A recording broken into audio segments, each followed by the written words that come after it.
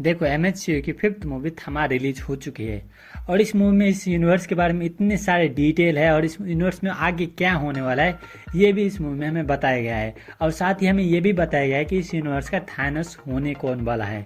और भी काफ़ी सारी चीज़ है इस यूनिवर्स के बारे में जो हमें थमा मूवी में बताए गए हैं। तो इसी के ऊपर हम डिटेल में बात करेंगे आज के वीडियो में और साथ में एंडिंग एक्सप्लेन भी करेंगे। तो वीडियो को लास्ट तक जरूर देखना। देखो थमा मूवी जो है वो पूरी तरह से एक वैम्पायर वाली मूवी नहीं है। मूवी में बताया गया है कि ये लोग वैम्पायर नहीं है बल्कि एक बेताल है।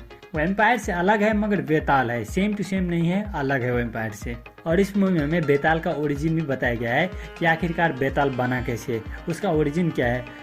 तो हुआ यह है कि रक्त बीज का जो कॉन्सेप्ट तो तुम्हें पता ही होगा कि उसके खून जहाँ जहाँ गिरेगा वहाँ एक और रक्त बीज पैदा हो जाएगा। तो उसी खून को पीने के लिए माता ने बेताल को बनाया है और बेताल बेसिकली लोगों की रक्षा करने के लिए बताया है। ये कॉन्सेप्ट मुझे काफ़ी ज़्यादा पसंद आया, पूरे हिंदू कल्चर से कनेक्ट कर लेती है। क्योंकि नॉर्मली हम अगर वैम्पायर के बारे में सोचे तो वैम्पायर इंसानों का दुश्मन ही होता है। किसी मूवी में ऐसा ही दिखाया गया है कि वैम्पायर इंसानों का खून पीना चाहता है। इस मूवी में बेताल को इंसानों का रक्षा करने के लिए बताया गया है जो कि काफ़ी अच्छा था। तो बेताल का जो पूरा कम्युनिटी है उसे दो ग्रुप में दिखाया गया है। एक जो कि जंगलों में रहता है जिसका एल्डर है थामा, को फिलहाल एक्सासन कह रहे हैं नवाजुद्दीन का कैरेक्टर। और उसी ग्रुप में जो जंगल में रह रहा है बेताल का ग्रुप, उसी में है एक लड़की रश्मिका मंदाना का कैरेक्टर जिसका नाम ताड़का है। ताड़का सुर नहीं ताड़का। और एक कम्युनिटी है बेताल का जो शहर में रहता है, जो बेताल और इंसान के बीच में रिलेशन बनाता है और उसकी लीडर है नोरा फतेही। आपने मूवी देखा हो तो आपको पता ही होगा ये बात। मुझे काफ़ी ज़्यादा शॉकिंग लगा कि उसे भी बेताल बना दिया है, पर देख के अच्छा लगा। तो जंगल वाले जो बेताल लोग हैं उसने एक नियम बनाया था कि कोई भी इंसान को नहीं काटेगा और उसे बेताल नहीं बनाएगा। मगर अपना ताड़कासुर को एक असुर पसंद आ गया, यानी कि आलोक, आयुष्मान का कैरेक्टर उसे पसंद आ गया और वो उसके हार्ट बीट सुनते सुनते पहुंच गई आलोक के घर और आलोक को बना दिया वैम्पायर। यक्षासन जो है वो चाहता था कि इंसानों का खून पिए और भी ज़्यादा बेताल बनाए, मगर इसी के लिए उस कम्युनिटी ने एक नियम बनाया था कि कोई भी बेताल का खून नहीं पिएगा और इसी के कारण यक्षासन को कैद करके रखा गया था। और ये नियम लगाया गया था कि कोई भी अगर बाहर किसी इंसान को बेताल बनाया तो यक्षासन आज़ाद हो जाएगा। कुछ ऐसा ही होता है, जब ताड़का आयुष्मान यानी कि आलोक के कैरेक्टर को बेताल बनाती है तो यक्षासन आज़ाद हो जाती है और ताड़का बंदी बन जाती है। फिर इसी के बीच हमें वरुण धवन का कैरेक्टर भी दिखाया गया है कि वो सरकटे के साथ यानी कि स्पिरिट में सरकटे के साथ लड़ने के बाद उसका भेड़िया इतना डर गया है कि वो अब बाहर ही नहीं आ रहा है।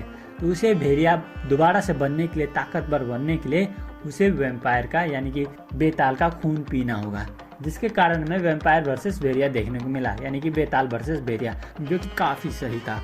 वहाँ का जो एक्शन सीक्वेंस था मुझे काफ़ी ज़्यादा पसंद आया। एंडिंग का जो एक्शन सीक्वेंस है उससे भी लाख गुना ज़्यादा अच्छा लगा मुझे भेड़िया वर्सेस वैम्पायर का एक्शन सीक्वेंस देख के मज़ा आ गया।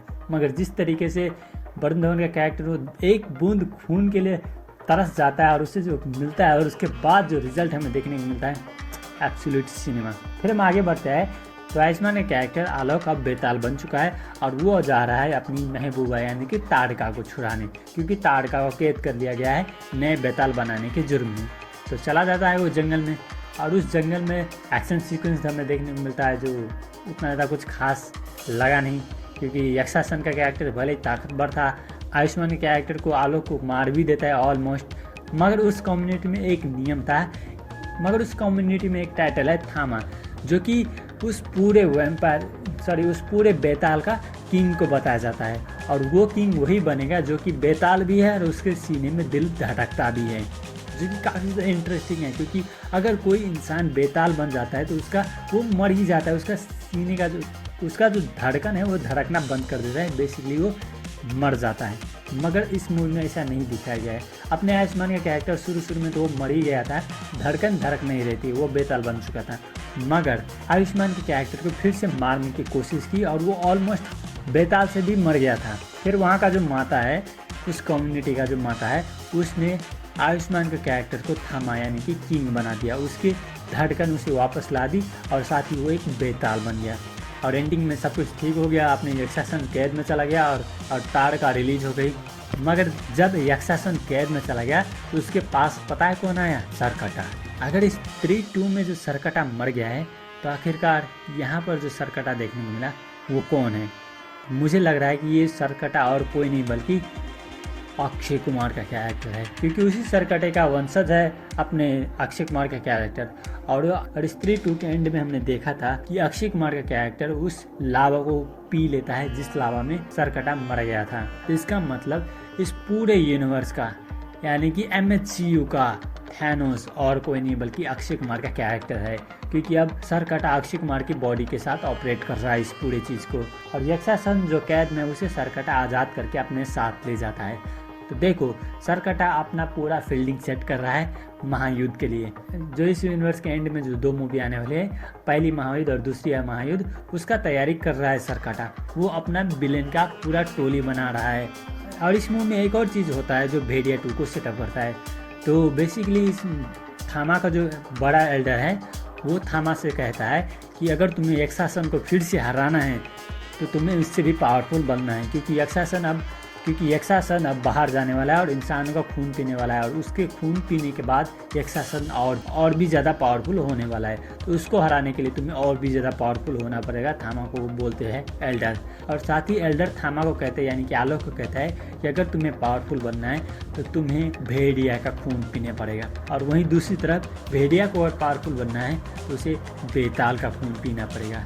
ये दोनों का खून पीने का चक्कर काफ़ी इंटेंस और काफ़ी इंटरेस्टिंग होने वाला है, क्योंकि एक सीन में हम देखते हैं कि वहाँ पर भेड़िया घुस चुका है। जहाँ पर वो थामा पूरा अपना कम्युनिटी बनाकर रह रहा है वहाँ पर भेड़िया घुस चुका है। तो क्या मतलब भेड़िया 2 में हमें भेड़िया वर्सेस वैम्पायर यानी कि थामा वर्सेस भेड़िया देखने को मिलेगा। जितना भी इस मूवी में दिखाया है 10 मिनट 5 मिनट जितना भी सीक्वेंस है वो नेक्स्ट लेवल था। देखकर मज़ा आ गई, आत्मा तृप्त हो गया। वैसा ही कुछ हमें भेड़िया 2 में भी देखने को मिला तो भाई मज़ा आ जाएगा। बाकी तुम्हें क्या लगता है इन सब चीज़ को ऊपर मुझे कमेंट करके जरूर बताना। तो बस आज के लिए इतना ही, मिलते हैं नेक्स्ट वीडियो में।